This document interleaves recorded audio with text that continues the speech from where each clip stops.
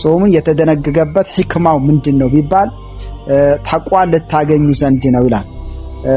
المعاصي فإنه يكسر الشهوات التي هي مبدأها ሸህዋ የሚባል ነገር የወንጀል መንስኤ ነች ነው የሚባለው። ሸህዋ የሚባል ነገር የወንጀል መንስኤ ነች ይላል። المعاصي فإنه يكسر الشهوة التي هي مبدأها ይላል። فإنه أي الصوم يكسر الشهوة التي هي مبدأها أي مبدأ المعاصي የወንጀል ጅማሬ የሆነችዋን ስሜትን በጾም አማካይነት ይኩላሻል ይባላል። እና ጾም ነብዩ ሰለላሁ ዐለይሂ ወሰለም ሐዲሳቸው ላይ ወጣቶችን ሲመክሩ ያ ማዕሸረ ሸባብ ማን ይስተጣዕ ሚንኩም الباءة فليتزوج አሉ። አቅም ያለው ችሎታ ያለው ያግባሉና ከዛ በኋላ መጨረሻ ላይ ምን አሉ? فمن لم يستطع فعليه بالصوم ጾምን ይጾም አሉ።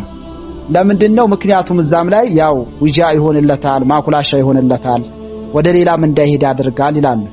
ጾም አወለል አምር ላይ ሸህዋን ይጨምራል ይባላል። ግን ደጋግሙ የጾመ ነገር ከሆነ ሸህዋውን ይቀንሳል እና ከመጀመሪያው ቢዳያተ ጾም ላይ ሳይሆን ይሄን ሸህዋን ሊቀንስ የሚችለው ቢተክራር ሲያን ጾሙን ተክራር በማድረግ ስሜቱን ይቀንስለታል። ስሜቱን ሲቀንስለት ደግሞ የሚገፋፋው ነገር የለም፣ ሸህዋውን ይከስማል። ሸህዋው ከከሰመ ደግሞ ያኒ ኢባዳዎችን ይሰራል። ኢባዳ የሰራ ነገር ከሆነ ተቋ ይመጣለታል ማለት ነው።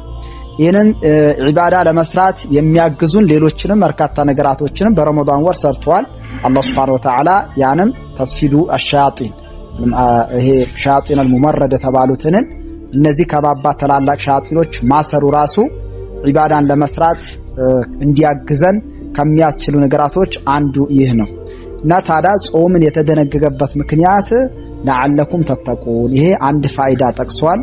ሌላ የጾም ፋይዳ በርካታዎችን ብዙ ዑለማዎች ጠቅሰዋል። ውፍረትን ለመቀነስ፣ የተለያዩ በሽታዎችን ለማስወገድ፣ በህክምና ሊወገዱ የማይችሉ በሽታዎች በጾም እንደሚወገዱ ድረስ ተናግረዋል። የጨጓራ በሽታ ለመቀነስ፣ የውፍረት ለመቀነስ፣ የውስጥ ስብ ምናምን እነዚህ ነገራቶችን ለመቀነስ ጾም መጾም አለበት ይላሉ።